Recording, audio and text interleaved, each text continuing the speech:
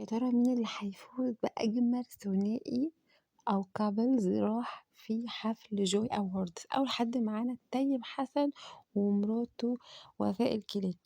هنا بقى كانوا الاتنين داخلين طبعا. هنا كان الفيديو كان حلو قوي. قبل كده كانوا منزلين فيديو ان هو بيحبها وكده.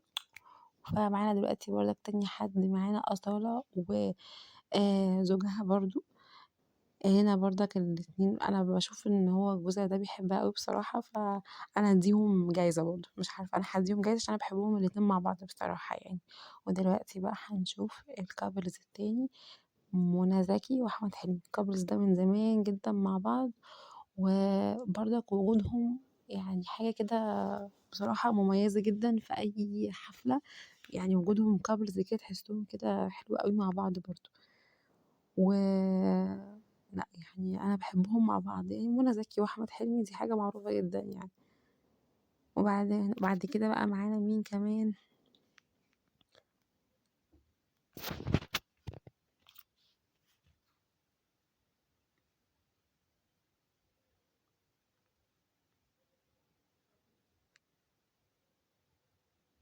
ومعانا بقى هنا بقى الأستاذ بتاع كل القصايد، في حلا عينيكِ. أنا باحبه جدًا بصراحة الفنان ده يعني برضه. وهنا بقى نيكول سابا ويوسف الخال، برضه كانوا حلوين، برضه مبيطلعوش كتير مع بعض بس كانوا حلوين برضه. وهنا برضك مين دول؟ أنا مش عارفة بصراحة برضك مين دول. هنشوف بقى حد تاني.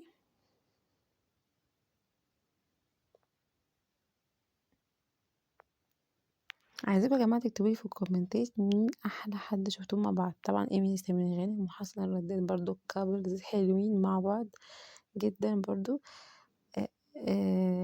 هنشوف بقى برضو مين كابلز تاني هيجي. رحمة رياض طبعا. بصراحة أنا بشوف رحمة رياض حلوة جدا يعني ما شاء الله الحمل برضو حلها جدا وكده يعني. تألقت كتير جدا مع جوزها يعني برضو بصراحة. مش عارفة بقى، أنا حاسة إنها حامل في بنت ولا ولد، أنا مش عارفة. شكلها حامل في بنت، إن البنت بتحلم. وهنا بقى معانا طارق العريان، المخرج طارق العريان ومراته نيكول سعفان. برضو كانوا ثنائي مميز برضك موجود. وهنا بقى الدنيا سمير غانم وجوزها المذيع رامي رضوان، برضك كان حضورهم مميز جدا. صلوا على النبي يا جماعة في الكومنتات، يا جماعة صلوا على النبي. طبعا دنيا سمير غانم وإيمي سمير غانم وحسن الرداد كانوا برضك، ورامي رضوان كانوا مميزين جدا جدا جدا في الحفل. طبعا بس كده، ده كان فيديو النهارده. يا ريت تكتبوا في الكومنتات تصلوا على النبي وتقولوا لي مين احلى ثنائي شفتوه في في الفيديو ده. وهنا بقى روجينا واشرف زكي جوزها، برضك روجينا عسل، روجينا عسل.